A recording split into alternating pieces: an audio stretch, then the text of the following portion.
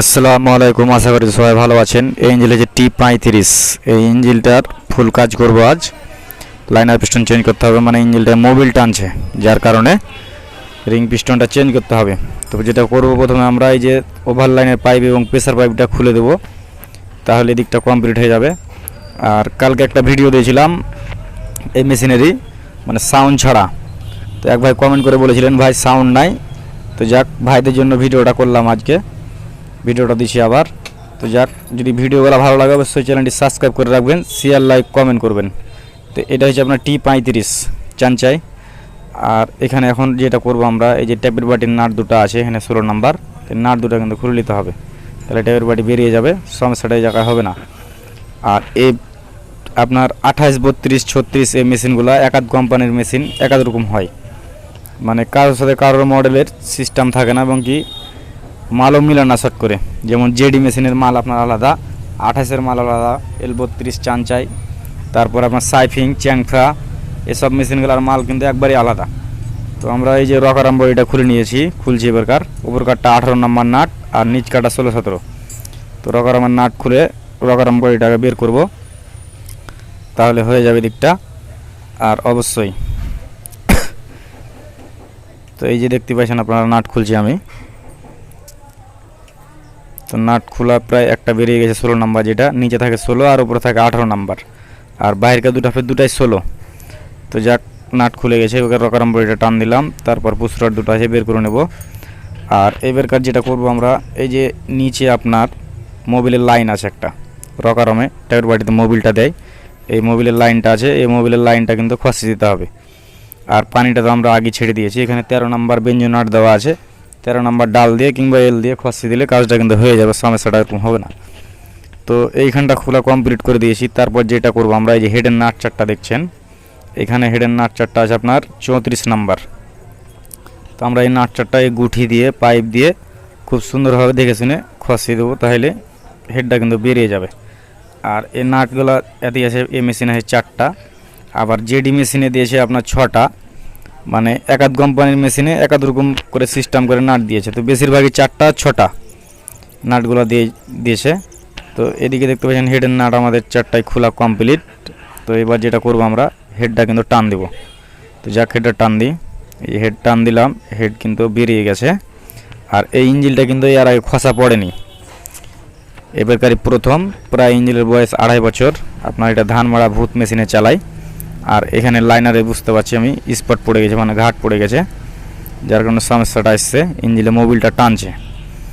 তো এই যে দেখতে পাচ্ছেন কার্বনগুলো পড়ে আছে, টপ লেভেলটা খুব সুন্দর আছে, অরিজিনাল রিং পিস্টন।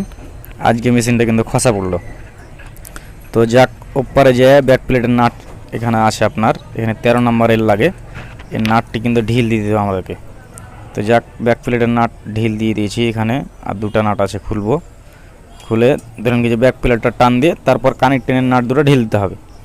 আর এই যে এখানে দেখেন কানেক্টিংয়ের নাট, কানেক্টিংটা ভিতরে একটু আছে, হালকা এদিকে নিয়ে নিলাম। তো এই যে কানেক্টিং নাটটা আপনার খুলতে হবে 18 নম্বর এল।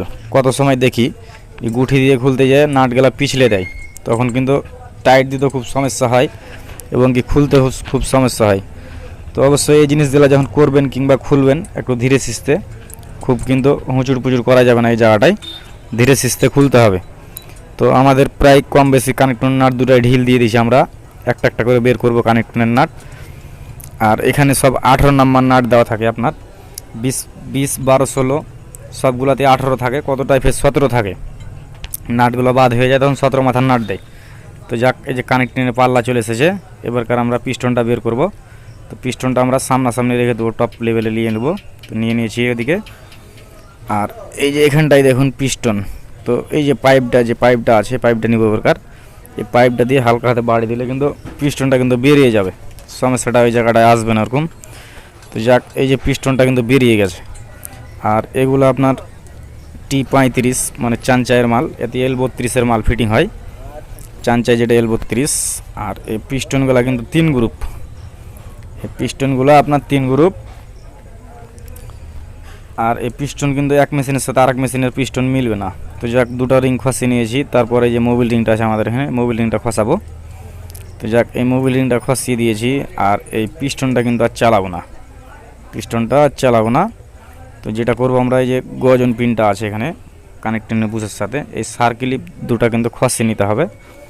গজন পিনটা এবং গজন বুশটা আমাদের ভালোভাবে, খুব ভালোভাবে দেখতে হবে, কেননা এটা অরিজিনাল লাইনার পিস্টন ছিল আপনার, আর অরিজিনালি সব সেট।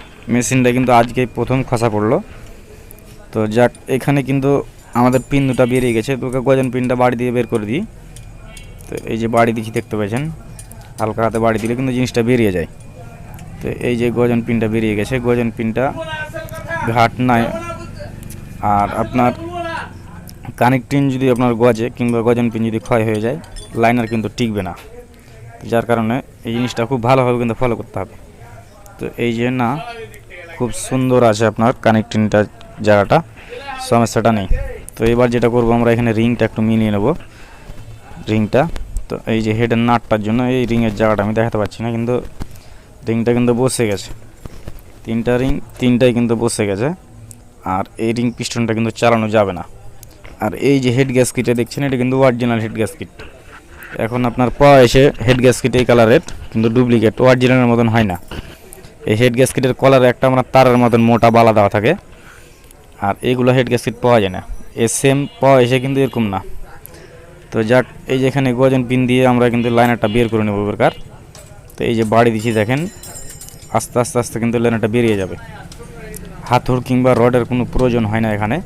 যেগুলো আপনার অতিরিক্ত টাইট হয়ে যায় লাইনার, পানির মোচার কারণে মোচা পড়ে থাকে, তখন কিন্তু লাইনারের রড দিয়ে বাড়ি দিলে কিন্তু লাইনারটা বের হয়। খুব টাইস করতে হয়, জাম যেগুলো হয়ে যায়। তো যাক, লাইনারটা বের করে নিয়ে আগে গজন পিন দিয়ে। আর এখানে গজন পিন দিয়ে লাইনার বের করতে গেলে কিন্তু খুব সাবধানতায় কিন্তু বের করতে হয়, নাহলে কিন্তু সমস্যা হয় প্রচুর। মানে একটু যদি এদিক ওদিক হয়, আপনার লোক কিন্তু বাদ হয়ে যাবে যদি না বুঝতে পারেন। তো দেখে শুনে অবশ্যই বের করবেন যদি কোনো ভাই বের করেন। তো যাক, এখানে লাইনারটা বেরিয়ে গেছে, যে লাইনার টান দিবে প্রকার, এই রাবারটা একটু হালকা টাইট হচ্ছে, যার কারণে ধরছে। তো এই যে লাইনারটা বেরিয়ে গেছে। আর এই যে দেখেন লাইনারটা কিন্তু ঘাট পড়ে গেছে। এই যে দেখেন, বোঝা যাচ্ছে স্পটটা ঘাট পড়ে গেছে। তো অ্যাকচুয়ালি এই লাইনার পিস্টন কিন্তু চালানো যাবে না। তো আর এই লাইনার পিস্টনটা, এই যে দেখুন আপনার হেডটা ভূতে ধান মারে, যার কারণে এই যে কতগুলো ময়লা দেখেছেন। এয়ার ক্লিনার বাটিটা ঠিক মতন বাঁধেনি আর ঠিক মতন করেনি। তো এই ময়লার কারণে কিন্তু অনেক সময় লাইনার পিস্টন নষ্ট হয়ে যায়, সমস্যা করে প্রচুর। আপনার ধরুন কি যে এখানে দিয়ে এত ময়লা টানলে হবে না। তো আমরা এই যে লাইনার নিয়েছি, যেটা আপনার ঢাকার SS গোল্ড, এটা আপনার বাংলা লাইনার। তো লাইনার পিস্টন নেওয়ার পরে যেটা করবেন, বিশেষ করে আপনার চাঞ্চাই L32 কিংবা 36, 28-এর উপরে যেসব মেশিনগুলো আছে, অবশ্যই পুরাতন লাইনারের সাথে নতুন লাইনারটা মিলিয়ে দেখে নেবেন। পুরাতন লাইনারের সাথে নতুন লাইনারটা মিলিয়ে দেখে নেবেন যে ঠিক আছে কি না। তো আমি এখানে দেখবো অবশ্যই, এই যে দেখুন কীভাবে মাপটা করছি আমি। তো হ্যাঁ, এই যে কলারগুলো খুব ভালোভাবে কিন্তু দেখতে হবে, নাহলে কিন্তু সমস্যা করবে। কেননা আমি বললাম যে একাধ কোম্পানির মেশিন, একাধ রকম মডেল, এগুলো আপনার 20-24-এর মতন লাইনার যে মিলবে না কিন্তু, বুঝতে পারছেন কি না। আর এইখানে এই যে পিস্টনটা মাপবো, যে গজন পিন থেকে পিস্টনটা ঠিক আছে কি না, যেটা নতুন নিয়ে এসেছি এটা। তো আমরা অবশ্যই দেখবো এই জায়গাটাই। পিস্টন কিন্তু অনেক সময় অনেক কোম্পানির বড় ছোটো থাকে, তখন কিন্তু প্রচুর সমস্যা হয়। তো এই যে দেখলাম, তো বলছে না ঠিক আছে, পিস্টনটা কোনো সমস্যাটা নেই। তো যাক, এই মেশিনের ভিডিওটা এই পর্যন্ত। 2 নম্বর পার্ট অবশ্যই দেখবেন। সবাই ভালো থাকবেন।